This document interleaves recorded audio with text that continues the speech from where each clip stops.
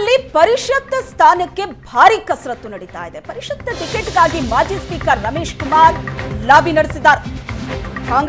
ಕಾಂಗ್ರೆಸ್ನಲ್ಲಿ ಪರಿಷತ್ ಸ್ಥಾನಕ್ಕಾಗಿ ನಡೀತಾ ಇರುವಂತಹ ಕಸರತ್ತಿದು.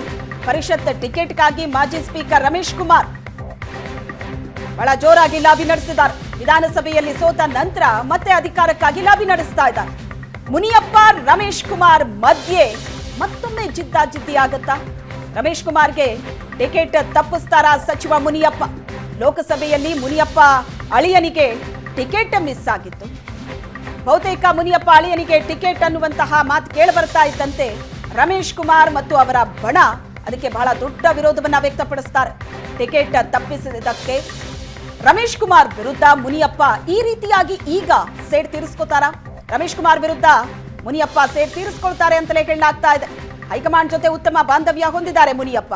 ಪ್ರಭಾವ ಬಳಸಿ ರಮೇಶ್ ಕುಮಾರ್ಗೆ ಟಿಕೆಟ್ ತಪ್ಪಿಸೋ ಸಾಧ್ಯತೆ ಅನ್ನೋದು ಈಗ ಚರ್ಚೆ ಆಗ್ತಾ ಇದೆ. ಈ ಬಗ್ಗೆ ಹೆಚ್ಚಿನ ಡೀಟೇಲ್ಸ್ ಅನ್ನ ಕೊಡ್ತಾರೆ ನಮ್ಮ ಪ್ರತಿನಿಧಿ ದೀಪಕ್ ಸಂಪರ್ಕದಲ್ಲಿದ್ದಾರೆ. ದೀಪಕ್, ಕಾಂಗ್ರೆಸ್ನಲ್ಲಿ ಪರಿಷತ್ ಸ್ಥಾನಕ್ಕೆ ಭಾರಿ ಕಸರತ್ ನಡೀತಾ ಇದೆ. ಈಗ ಬಹಳ ಇಂಟ್ರೆಸ್ಟಿಂಗ್ ಅಂತ ಅಂದ್ರೆ ಮಾಜಿ ಸ್ಪೀಕರ್ ರಮೇಶ್ ಕುಮಾರ್ ಲಾಬಿ ನಡೆಸ್ತಾ ಇದ್ದಾರೆ. ಆದ್ರೆ ಕೋಲಾರದ ಪೊಲಿಟಿಕ್ಸ್ ಹೇಗಿದೆ ಅನ್ನೋದು ಕಣ್ಮುಂದೆ ಇದೆ. ಹಾಗಾಗಿ ಏನಾಗ್ಬೋದು? ಈಗ ಪ್ರಯತ್ನ ಪಡ್ತಿದ್ದಾರೆ ರಮೇಶ್ ಕುಮಾರ್ ಅನ್ನೋ ಕಾರಣಕ್ಕಾಗಿ ಮುನಿಯಪ್ಪ ಅವರು ಅಡ್ಡಗಾಲ ಹಾಕ್ಬೋದಾ? ಖಂಡಿತವಾಗ್ಲೂ ಶ್ವೇತಾ, ಬಹಳಷ್ಟು ಕುತೂಹಲ ಉಂಟು ಮಾಡ್ತಾ ಇರ್ತಕ್ಕಂಥದ್ದು KH ಮುನಿಯಪ್ಪನವ್ರ ನಡುವೆ. ಯಾಕಂದ್ರೆ ಇನ್ನು ಲೋಕಸಭಾ ಚುನಾವಣೆಯ ಫಲಿತಾಂಶವೂ ಬಂದಿಲ್ಲ. ಯಾಕಂದ್ರೆ ಕೋಲಾರ ಮೀಸಲು ಕ್ಷೇತ್ರದಲ್ಲಿ KH ಮುನಿಯಪ್ಪನವರ ಅಳಿಯ ಚಿಕ್ಕಪೆದ್ದಣ್ಣವರು ಬಹಳಷ್ಟು ಪೈಪೋಟಿಯನ್ನ ನಡೆಸ್ತಾರೆ ಟಿಕೆಟ್ಗಾಗಿ.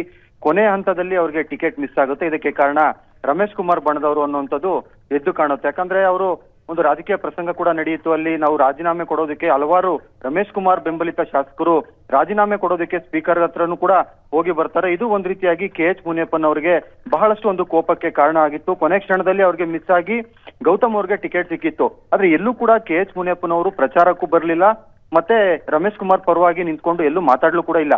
ಇದ್ರ ನಡುವೆ ಈಗ ರಮೇಶ್ ಕುಮಾರ್ ಅವರಿಗೆ ಕಳೆದ 1 ವರ್ಷದಿಂದಲೂ ಕೂಡ ಏನು ವಿಧಾನಸಭಾ ಚುನಾವಣೆಯಿಂದ ಅಧಿಕಾರ ಕಳ್ಕೊಂಡ ಬಳಿಕ ಅವ್ರಿಗೆ ಅಧಿಕಾರಕ್ಕಾಗಿ ಆಸೆಯನ್ನ ಪಡ್ತಾ ಇರ್ತಕ್ಕಂಥದ್ದು ಇಲ್ಲಿ ಗಮನಿಸಬಹುದಾಗಿದೆ. ಹೀಗಾಗಿ ಶಿವಕುಮಾರ್ ಮತ್ತೆ ಸಿದ್ದರಾಮಯ್ಯನವರ ಬಳಿ ಹೋಗಿ ತಮ್ಮ ಬೆಂಬಲಿತ ಶಾಸಕರನ್ನ ಕರ್ಕೊಂಡೋಗಿ ಅವರು ನನಗೆ ಟಿಕೆಟ್ ಅನ್ನ ಕೊಡ್ಬೇಕು, ನಾವು ಗೆದ್ಕೊಂಡ್ ಬರ್ತೀವಿ ಅನ್ನುವಂತಹ ಮನವಿಯನ್ನ ಮಾಡಿದ್ರು. ಇದು ಒಂದ್ ರೀತಿಯಾಗಿ ಈಗ KH ಮುನಿಯಪ್ಪನವರಿಗೆ ಸೇಡ್ ತೀರ್ಸ್ಕೊಳ್ಳುವಂತಹ ಸಾಧ್ಯತೆ ಇದೆ ಅನ್ನುವಂಥದ್ದು ಇಲ್ಲಿ ರಾಜಕೀಯವಾಗಿ ಚರ್ಚೆ ಆಗ್ತಾ ಇದೆ. ಯಾಕಂದ್ರೆ ಹೈಕಮಾಂಡ್ ಜೊತೆ KH ಮುನಿಯಪ್ಪನವರು ಬಹಳಷ್ಟು ಉತ್ತಮ ಬಾಂಧವ್ಯ ಹೊಂದಿದ್ದಾರೆ. 28 ವರ್ಷಗಳ ಕಾಲ ಅವರು ಸಂಸದರಾಗಿದ್ರು. ಹೀಗಾಗಿ ಹೈಕಮಾಂಡ್ ಮಧ್ಯದಲ್ಲಿ ಅವರು ಬಹಳಷ್ಟು ಒಂದ್ ರೀತಿಯಾಗಿ ಉತ್ತಮ ಬಾಂಧವ್ಯ ಇರೋದ್ರಿಂದ ತಮ್ಮ ಪ್ರಭಾವವನ್ನ ಬಳಸಿ ರಮೇಶ್ ಕುಮಾರ್ ಅವರೇನು ತಮ್ಮ ಅಳಿಯನಿಗೆ ಟಿಕೆಟ್ ಮಿಸ್ ಮಾಡಿದ್ರು ಆ ಒಂದು ಸೇಡಿ ತೀರ್ಸ್ಕೊಳ್ಳುವಂತಹ ಸಾಧ್ಯತೆ ಇದೆ ಅನ್ನುವಂಥದ್ದು ಈಗ ಚರ್ಚೆ ಆಗ್ತಿದೆ. ಇದು ಈಗ KH ಮುನಿಯಪ್ಪನವರ ನಡೆ ಬಹಳಷ್ಟು ಕುತೂಹಲ ಕೆಡಿಸ್ತಾ ಇರ್ತಕ್ಕಂಥದ್ದು.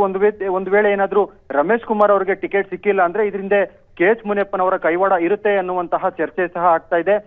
ಹೀಗಾಗಿ ಈಗ DK ಶಿವಕುಮಾರ್ ಮತ್ತೆ ಸಿದ್ದರಾಮಯ್ಯನವರ ಬಳಿ ಹೋಗಿ ನಮ್ಗೆ ಟಿಕೆಟ್ ಕೊಡ್ಲೇಬೇಕು ಅನ್ನುವಂತಹ ಮನವಿಯನ್ನ ಮಾಡ್ತಾ ಇದ್ದಾರೆ. ಇದ್ರ ನಡುವೆ ಈಗ ರಮೇಶ್ ಕುಮಾರ್ ಅವರು ಸಿದ್ದರಾಮಯ್ಯನವರ ಬಣದಲ್ಲಿ ಗುರುತಿಸಿಕೊಂಡಿರ್ತಕ್ಕಂಥದ್ದು DK ಶಿವಕುಮಾರ್ ಅವರ ಕೋಪಕ್ಕೂ ಕೂಡ ಒಂದ್ ಕಡೆ ಕಾರಣ ಆಗಿತ್ತು. ಯಾಕಂದ್ರೆ ಹಲವಾರು ಬಾರಿ DK ಶಿವಕುಮಾರ್ ಅವರು ಪ್ರಚಾರ ಮಾಡೋದಕ್ಕೆ ಬಂದ್ರು ಸಹ ರಮೇಶ್ ಕುಮಾರ್ ಅವರು DK ಶಿವಕುಮಾರ್ ಅವ್ರ ಜೊತೆ ಗುರುತಿಸ್ಕೊಂಡಿರ್ಲಿಲ್ಲ ಪ್ರಚಾರದಲ್ಲಿ.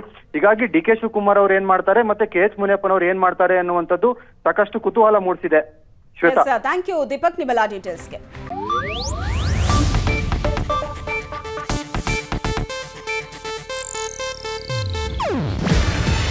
ಇದು ಏಷ್ಯಾನೆಟ್ ನ್ಯೂಸ್ ನೆಟ್ವರ್ಕ್ ಪ್ರಸ್ತುತಿ. ನೀವು ನೋಡ್ತಿದ್ದೀರಾ ಏಷ್ಯಾನೆಟ್ ಸುವರ್ಣ ನ್ಯೂಸ್.